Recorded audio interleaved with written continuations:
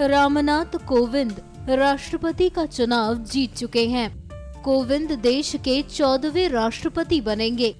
कोविंद ने supreme court के वकील से लेकर पहले राष्ट्रपति तक का सफर तय किया है, इसलिए उनकी जिंदगी से कई दिलचस्प बातें भी जुड़ी हुई हैं। कोविंद से जुड़े कुछ ऐसे ही दिलचस्प किस्से आपको बताते हैं।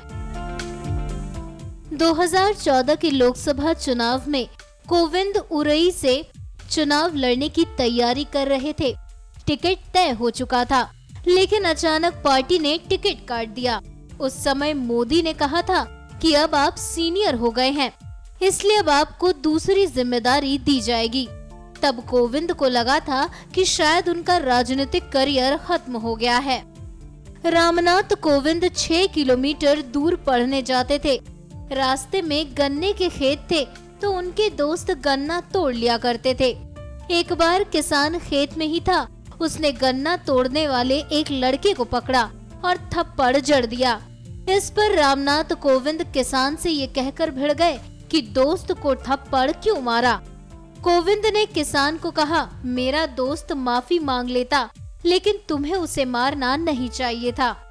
जब रामनाथ कोविंद पहली बार राज्यसभा मेंबर बने, तो उनका सम्मान करने के लिए गांव वालों ने एक प्रोग्राम किया।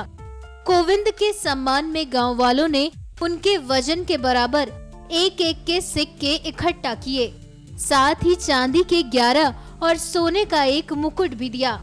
लेकिन कोविंद ने कुछ भी लेने से इनकार कर दिया और गांव के 4 मेंबर्स की एक समिति बना दी, ताकि इन पैसों से गरीब लड़कियों की शादी कराई जा सके।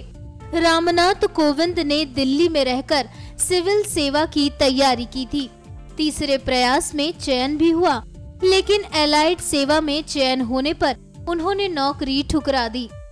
बचपन में रामनाथ कोविंद को अंताक्षरी खेलने का शौक था और वो रामायण की चौपाई की अंताक्षरी खेला करते थे। रामनाथ कोविंद को आज भी रामायण की चौपाई याद है। रामनाथ कोविंद को बचपन में मेला देखना बहुत पसंद था। वो हर साल गांव से 10 किलोमीटर दूर लगने वाले मेले में जाया करते थे और मौत का कुआं देखना तो वो बिल्कुल भी नहीं भूलते थे। NMF न्यूज की रिपोर्ट।